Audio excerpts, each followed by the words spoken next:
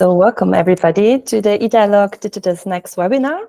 Also a little premiere for us, as we are usually hosting our episodes in German, as some of you already know. Also fantastic to see that so many familiar faces of partners, clients are joining, and of course also some new faces, always very nice, and we are super happy about that.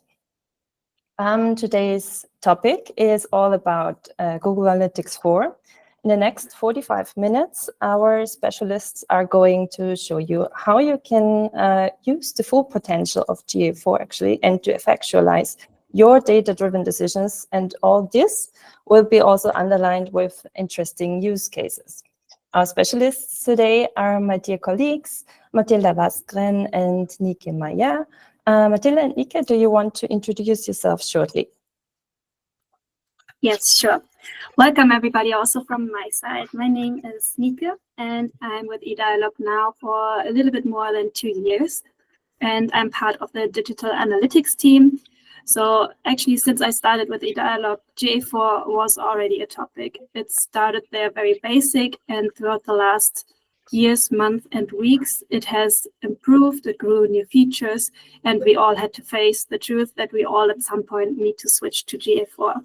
And to make this a little bit more easier for you, we want to show you some of the standard reports and where you can find the data in GA4 today.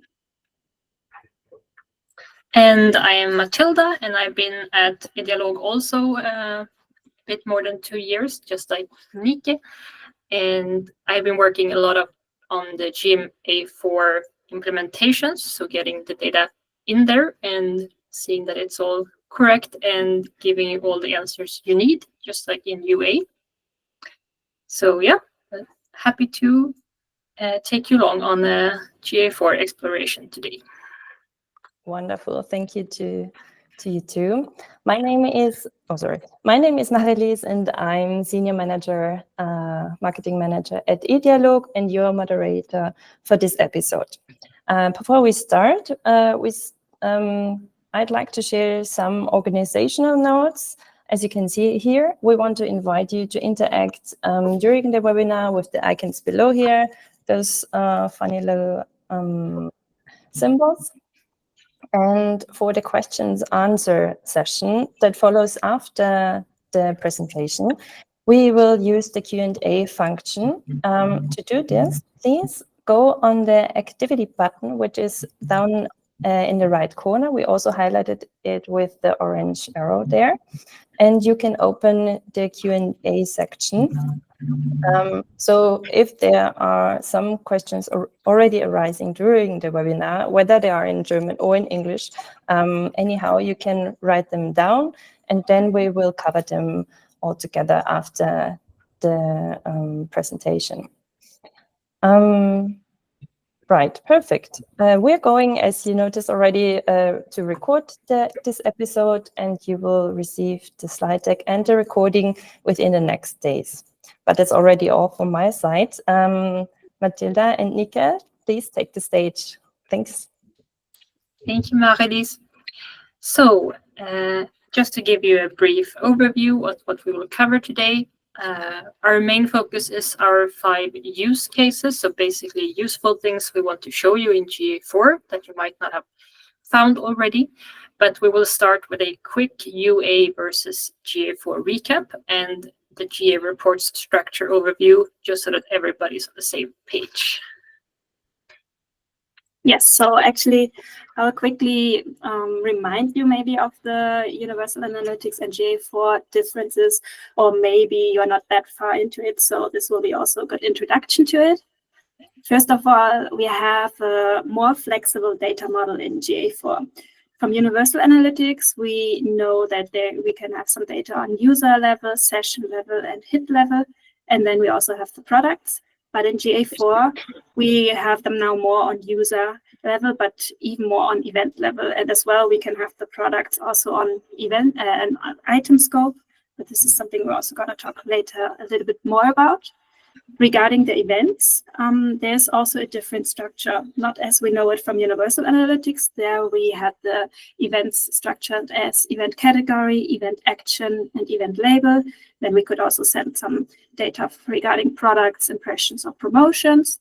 But in GA4, actually all the interactions that the user has with the website, everything is sent as an event. And in order to get a little bit more freedom with the event structure, you can send event parameters with each event. So you can really define what are the differences. And also, of course, you still have the items that can also be sent with the data. Yes, and when it comes to report structure, we have in GA4 4 main sections. So you see them to the left. It will be the home section that gives you quick access to some insights and the pages you last viewed. Then the report section, which will be our main section today. It is where all your standard reports are, but the big difference from GA4 would be that it's very customizable. Then we'll also have a look at the Explore section, which is where you would not do your ad hoc analysis if you just have a quick question you want to answer, and also if you need some more flexibility with which data you can combine and dig deeper into. And then there's also the advertising section, and that is focused around conversions and attribution. And of course, there's an admin area.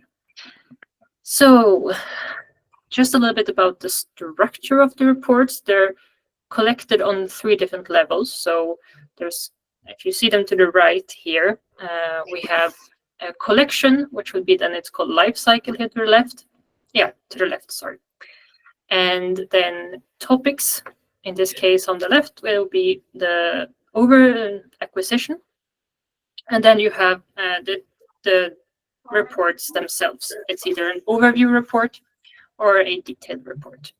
And it can look very different in your GA4 because it depends a bit on when you made the property and which industry you're in, and if you or any of your colleagues made any changes here. So this is very customizable. You can start from templates. Lifecycle, for example, is a template collection with certain reports, or you can customize this as you want to have them.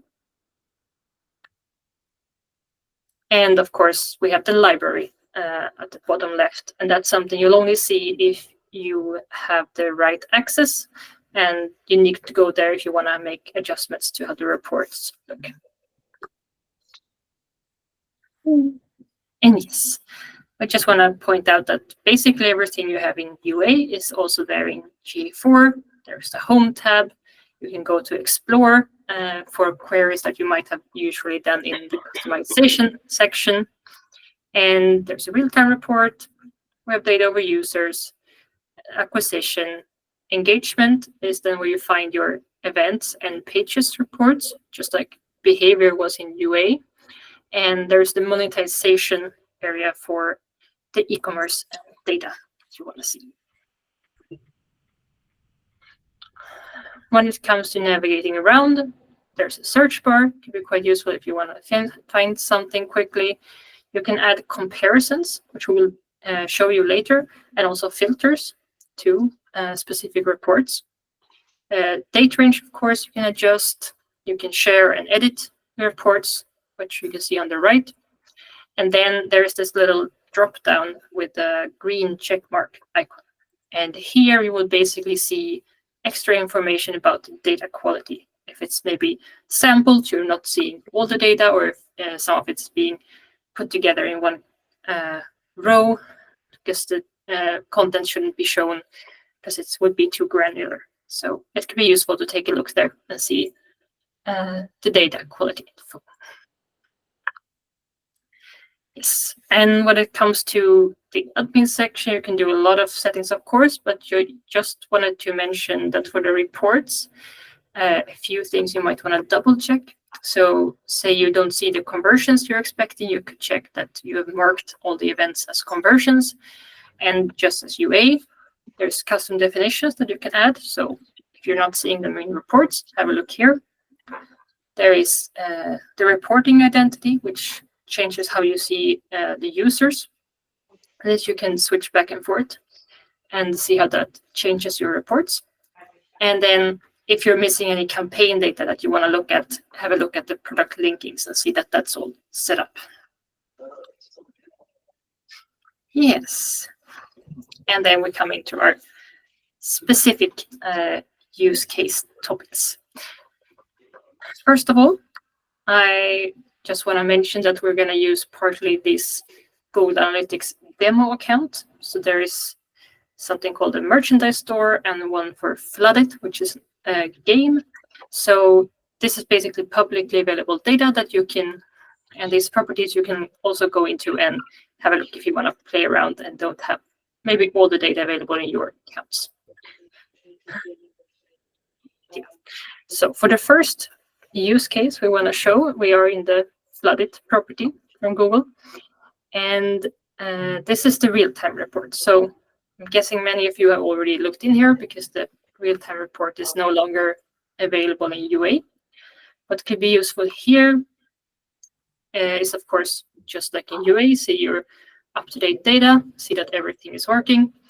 And one thing you might want to do is to add some comparisons. Say you published something and you want to know if it's working for your app as well as your website. We could, for example, look at the different streams that are being collected in this property, because you can collect both Android, iOS, and web data in the same GA4 property. So then I will use the collections to make this comparison. So here I want to see that how the data looks for my two different versions of the app, and not so interested in the all users right now, so I'll turn that off. And yes, so here basically you would see them compared to each other. I can verify that I'm getting data for both of them. And one useful thing for the GA4 real-time report is that you can dig deeper into specific events. So for example, I'm very interested in this event. I can then see which parameters have been collected on each event and also the values that are collected. So that's quite useful. One thing I want you to be aware of is that this table here will show you the data for your actual comparison. So this is the Android data. And to the right, we have the iOS data. But however, this graph here will then show you for the whole property. So this is the little graph will show you the screen views over time. But as you can see, they are identical between iOS and Android. So these are not actually filtered. But the data in the tables you can rely on. Yes. Yes. For the second use case, I will take over the screen and share now. So we took the idea of maybe you wanted to look for your campaign data, and we took the example of looking for the Search Ads 360 data. I think, yes, this should be seeable now. But you can actually also do the same with Campaign Manager data, DV360 data, or even Google Ads data. So as long as you've linked them to your property, they should be available at some point in your property. And I'm going to show you now. Sorry? Okay. I'm going to show you now where you can find it, as long as you can see my screen. Yes, we can see it. Thank you. So we've just been in the real-time report, but now we want to have a look in the acquisition topic and check out the acquisition overview. In the acquisition overview, we get a summary of all our acquisition activity that happens on the property. And if we scroll down a little, we can, for example, see here a summary card of the sessions by session SA360 campaigns. And if we click into this summary card, we get an even more detailed report. We could see a timeline and also a bar chart regarding our most important campaigns. Also at the bottom, we have a table with more metrics. So we can also really drill into the campaigns, use the search bar again to look for certain campaigns, use the secondary dimensions, as we also knew it from universal analytics, or change the first dimension here. What I do want to show you today as well is, in case you have edit rights on the property, you will see this little pencil on the top right. There you can actually customize your report. So maybe you're not very happy yet with what you see here. You need some more information, you need some less information. You can customize these reports and actually also save them so that others can view them. So for example, we do have session campaign here as the primary dimension, but I want to adjust the dimensions that are available. So I have the campaign as default, but for example, I wanted to see source medium as the default. So I can click on the 3 dots here on the right.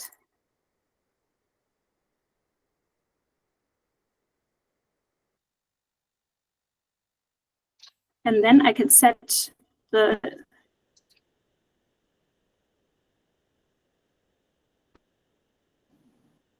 some other dimensions in this report section.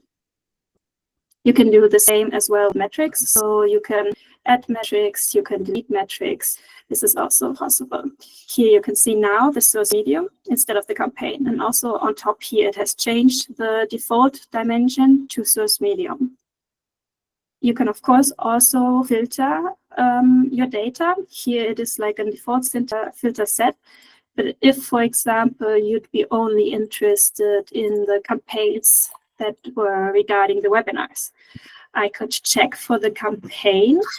Here you can already see there's first user and session. I will talk about this a little bit more later. But for now, we choose the session. You can always check what else is used on the site to make sure you're in the right scope. And then I would say it contains webinar. Click apply. And then I should be only able to see the webinar campaigns. I can check this, but also, of course, checking here for the session SA360 campaign. And now it should be only shown the 2 webinar campaigns. What else can we do? If you don't really like the charts, or if you feel like the line chart, for example, might be enough in this case, I can hide this bar chart. So in the end, we only have this line chart up here, as well as seeing the table at the bottom.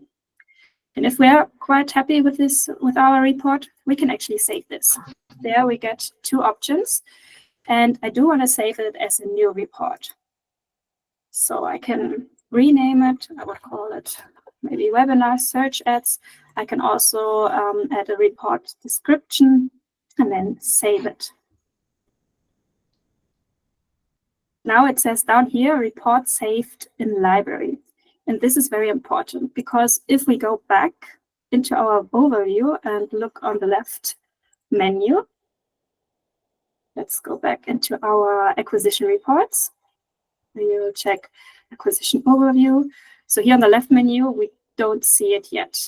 And also if we click into this one, again, it will show us still our old report. So it doesn't show us our new report that we just saved. The one we just used, we can find actually in the library. You will also only have access if you have edit rights. So if you see this pencil, then you should also see this library down here. This library simply manages all the reports, all the collections, and all the topics that you see in your left-hand navigation. So if you don't see specific reports here on the left-hand side, either check if you have yourself these rights or ask somebody who has the rights to maybe check if they can add the reports. And if I scroll down here, we can see here at the bottom now, this is the report that I was just saving. And I do want to edit it to one of those collections here, but we can see that these collections are published, so they can be seen on the left side. And for example, let's say I do want to add it to the acquisition topic. So I can edit the collection. I see again a whole list of what is already in this collection. And here on the right, all the reports that are available to me. And at the bottom, I can find our new SA360 report, and I can simply drag it over and add it under the rest of the acquisition reports. Then I simply click save. I wanted to save the change to the current collection because that's the one that is already published, and I want to see it immediately. So this is saved. Then I can go back. And then if I click up here I can then see our new report. And if I click onto this, I will be led immediately to this report that we've just created. And this one is also available for everyone else who has access to this property. So that's how you can really nicely customize your reports and maybe narrow them down to specific campaigns, for example. And with that, I'm giving it over to Matilda, who's going to talk about the custom e-commerce funnel. Yes. So we will move over to a new section actually now. We will start here in the monetization report, or not the monetization report, but the monetization topic. And here I have looked at this standard report that is called the purchase journey. It's very useful. You will here be able to follow, see where people fall off your funnel, and make some conclusions from that. However, it's not possible to edit this one here. So say you want to do any kind of changes here and really customize this to what makes sense for your website and your business. One thing that's very convenient is then to use the Explore section. So in the Explore section, you could start from scratch, but a good thing to do, maybe if you're new to it or if you want to save some time actually, would be to start from a standard report.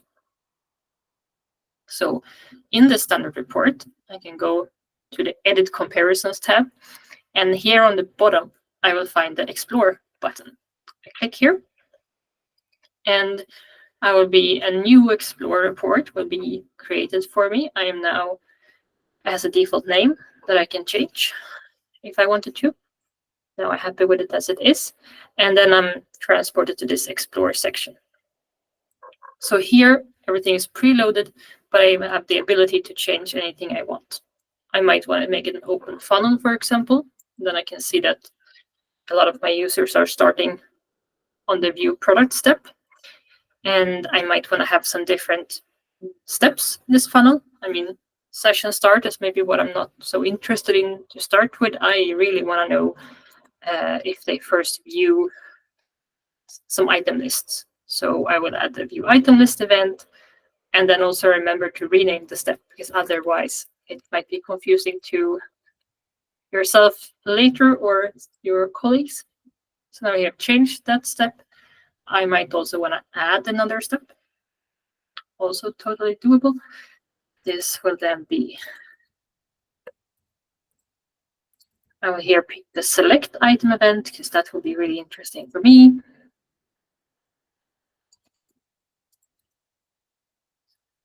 Here, and then I have the option to add extra parameters I want to have as conditions. Something else I might want to do is to, usually you have the option of choosing from directly followed by and indirectly followed by. Usually you would pick the indirectly because there could be any amount of events in between.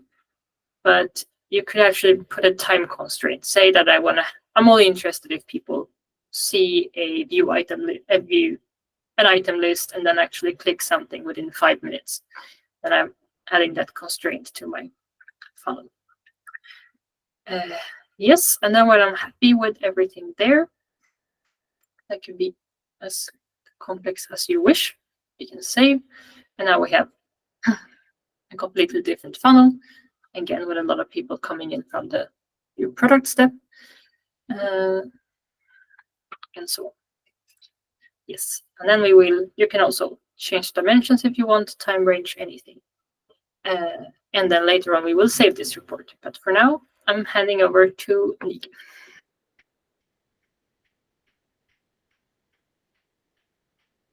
Oh, Nikki, you're still muted. I noticed. Thank you.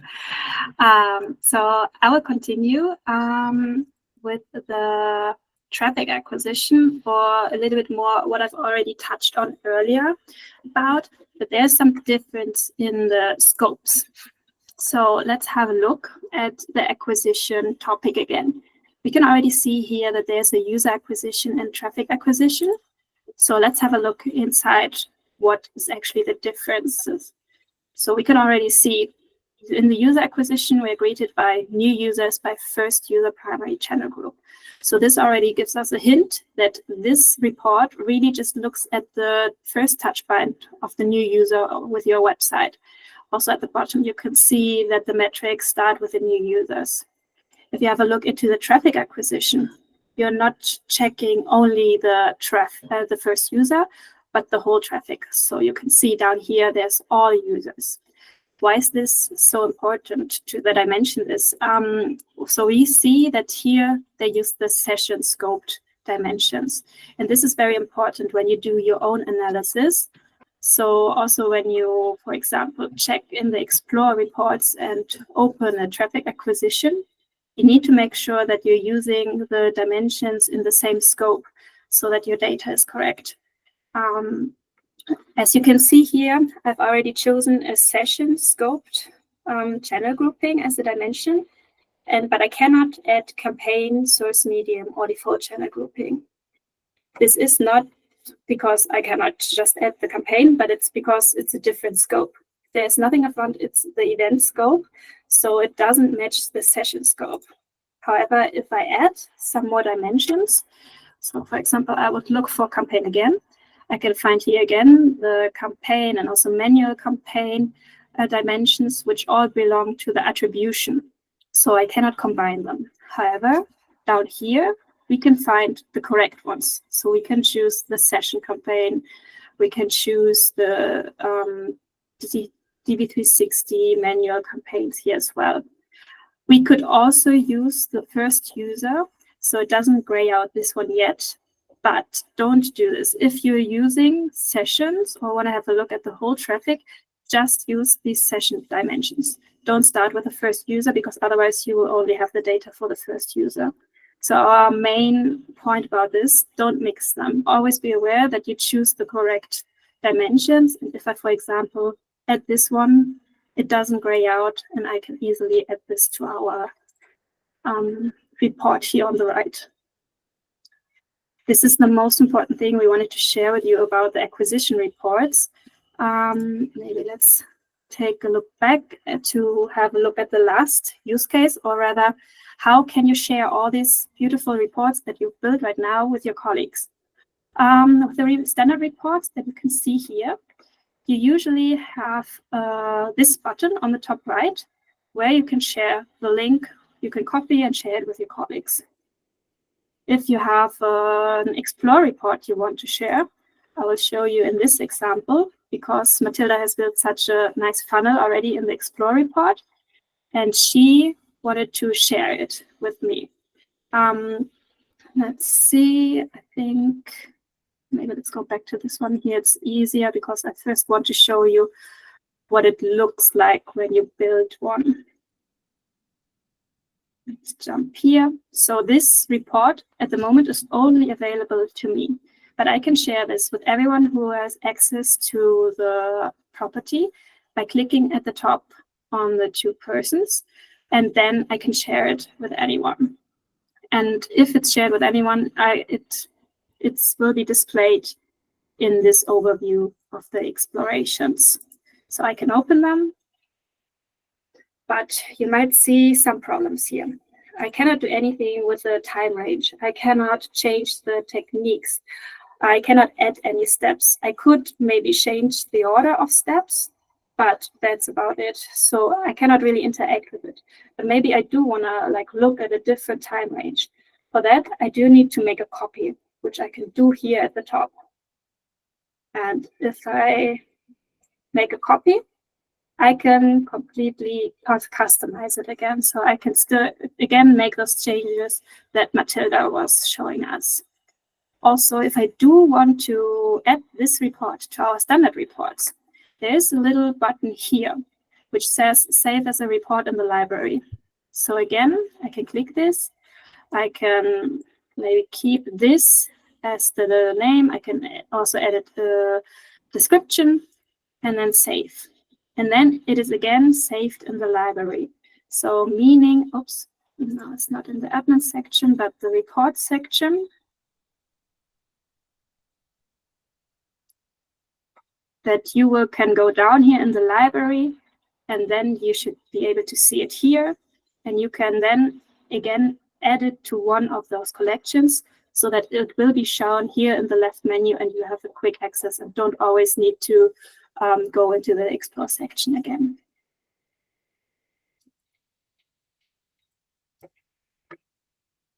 Thank you, Nike. That is our very last use case. So we obviously did not cover everything today. So if this helped, we are very happy, and you can get on with all your reports and customize them just as you wish. If you do want any help, you can always contact us. We have our LinkedIn profiles here on the QR codes and our email addresses. So if you want any kind of help with consulting, having a workshop, fixing any gaps in your data collection for GA4, very happy to reach out. And we also have this on the last slide here. You will get the slides later, a blog article going in more details about the traffic acquisition, if that's interesting to you. Which I'm also going to share right now in the chat function if you're already interested to opening it. Great, wonderful. Thank you, both of you. There were a lot of great insights, hopefully. And of course, we also showed the QR codes to the LinkedIn profile of Matilda and Nike, so you can always reach out to them very moderately. Exactly. Wonderful.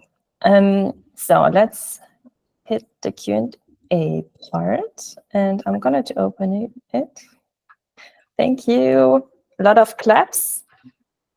All very well deserved. You too. Wonderful. And we have got already first questions. As I said, now we can discuss them in English or in German as you want to. We have also raised a raised hand. Markus Lichtel, do you want to start directly with the question? Or was it the wrong icon? Maybe then we just start with the question over here. No, it wasn't me, sorry, no. Okay. I think that was somebody else. So, that's okay, thank you. Yes, I do have questions if I've got the possibility to talk to you now. Maybe you could explain how it is possible to get this old Universal Analytics report where you could see in a pattern where the traffic was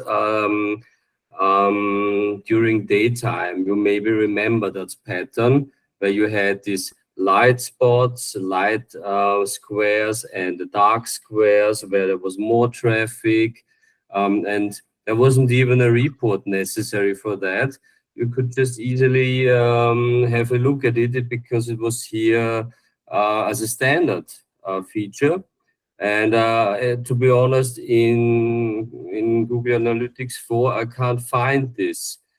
Some kind of pattern where you can see at which daytime you have the most visitors. That's the basic question. Yeah. And I don't really find that. It's not. So if you just ask me about the question, I will give you one. I'm happy to.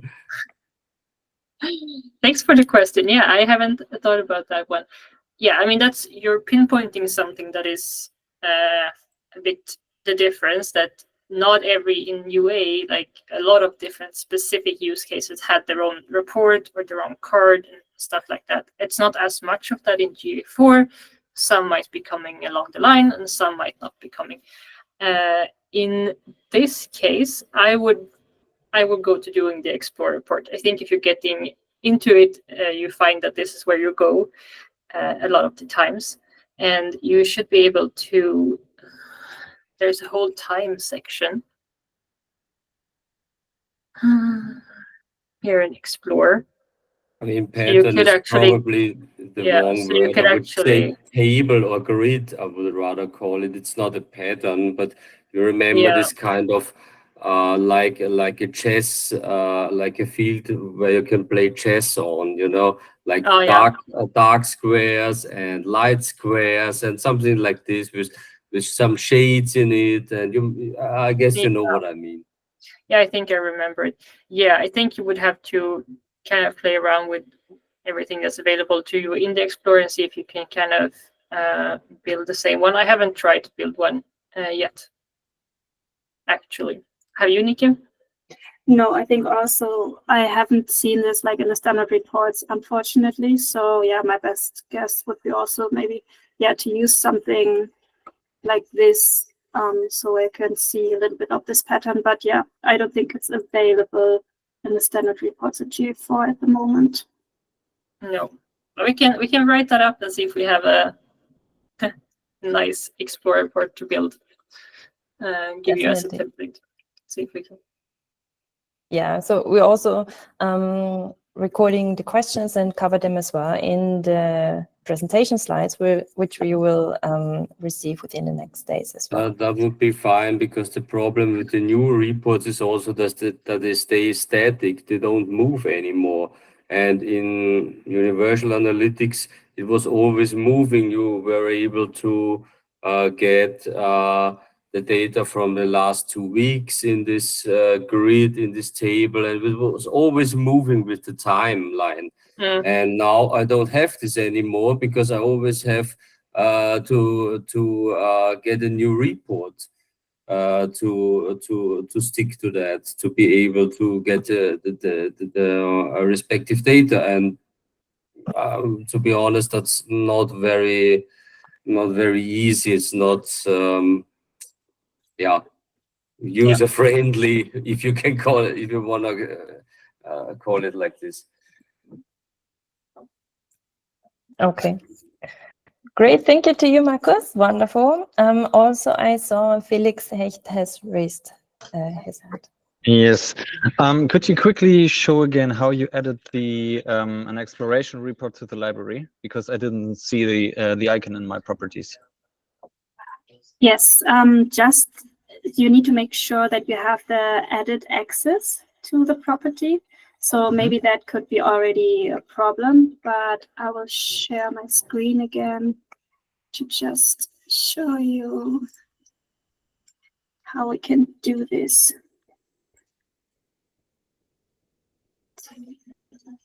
So basically, this is the Explore report that I created. So I made a copy of the one that Matilda shared with me. I can change it according to my needs. And then on the top right, I can see a little folder. It looks like a folder with an arrow. And there you can save it as a report in the library. But this will only be for certain report styles. That might be. Yes. Okay, that was my next question. So that only applies for funnel exploration, for example? So it's for the funnel exploration. Yeah, and then you will not be able to edit it once you're in the standard report. So it's basically those ones you can push to your library. Yeah. So switch around, you'll see which ones are relevant. Yeah. So for example, if I would change this to a trended funnel and I want to have the timeline, I can't see it anymore, because I guess the standard report that has the funnel is very much like this standard funnel, the structure of it. So that's why you can edit. But if you do want to, like, for example, add this timeline, it doesn't know this kind of structure for the report yet. So that's why I guess it cannot be added to the standard reports. Okay, cool. Thank you. You're welcome. So what if I have campaigns that are tagged only with UTMs? Can I see them in reports? That is one of the questions. I can. Yes. Okay. So basically, if you have just manually tagged campaigns, you should be able to also see them as what I've shown you in the beginning. Maybe I'll show this one again. Where are you sharing your screen again? I'll start doing it.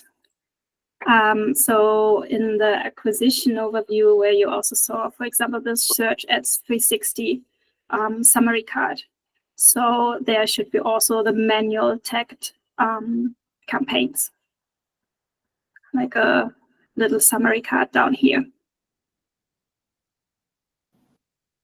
Great, thank you. I hope that answers the question. Let's get to another one. When I make an explore report, is it usually sampled heavily? Sorry, it is usually sampled heavily. Can I reduce this? Yes, so then we have those little options with the green checkbox that we looked into before. So yeah, in this case, I don't have any. I have in the Explore report, I will also see this little drop down. In this case, seeing all the data, that is of course very nice. I might make another report with lots and lots of data, hopefully. Say we take all as much data as we have, and then I want to have a lot of data here. I haven't even checked that these make sense together, but that is not really the point. Okay, in this case, I don't actually have too much data here, but we have, say, prepared some print screens for this occasion. So let me show you how it can look in different scenarios. So yeah, this is basically what you would see, some different scenarios from the Explore report. So you can switch. So in this case, it's already based on all of the available data. Sometimes I'm just seeing it's like 20% of the available data. Then it would not be a green here. It will be like red or orange. So it will be unhappy. And then you will be able to choose. It usually defaults to faster results. Then you would have to go in here and say more detailed results. And then it will do a bigger portion of the data in your Explore report. Sometimes that won't even be enough. And then you have something you could request unsampled results. So we'll basically have to say, yes, I want the unsampled results. And then you wait a little bit, and then it will be a new tab showing up with your unsampled results. So it can be quite good. For example, to the right here, I have a print screen of when I got a lot of data that was collected in this other row, and I didn't know what the data was. So I requested the unsampled results, and then I found out that they were all not set. So it wasn't even that much interesting data behind there, but I actually got to see it. So that's basically what I can do. And you can also expand the data. That is a more permanent measure. Yeah, that's basically what you can do. And then in the same area, you get the warning about if you're not using the reporting identity that's the most optimal or that you could be using. So, but it will usually be quite clear to explain what your options are when you see this little orange triangle that something is limited in some way. Okay, thank you, Matilda. One more question. You mentioned that Google Analytics 4 is an event-based data model. How are sessions defined in GA4? Well, sessions, sure. Sessions, they still begin when the user opens the app or visits your page or website, and it usually ends when they exit it. However, and that's a little bit different to UA and what we know, it doesn't end at midnight or when the campaigns switch. It does end though, and I think that's the default setting if you are inactive for 30 minutes. So that's when the session would end. I hope that answers the question. In case not, please feel free to ask more. Exactly. So that's the question so far. Let's wait a bit. Maybe there are still some coming. But thank you all to the very, very valuable questions up to now already. Very nice that you're also interested. Great, and I think if you want to dig even deeper in the analytical part, we'd like, or I can recommend you actually, our Google Analytics conference, which is going to take place in April. We have 3 main parts during this conference. We have the online tool trainings, which will deal with GA4 as well as with further GMP tools from the 11th until the 17th, but you'll get the whole dates. Then we have also the conference day hosted in Castle Schönbrunn in Vienna. And we will also do masterclasses so during those masterclasses, we'll also be in Berlin and Zurich, apart from Vienna. And the most important topics covered there will be privacy readiness, Gen AI for marketing, and dashboard excellence. And we also have a little discount for digital analytics webinar. So you just have to comment the section, and then you get the 20% off discount. That's everything, actually. So thank you, everybody, again, for sticking with us during this whole webinar. And thank you to you both, Nike and Matilda, for the interesting insights, for taking your time, for showing those interesting slides, and also the use cases. I think they're very great and make it very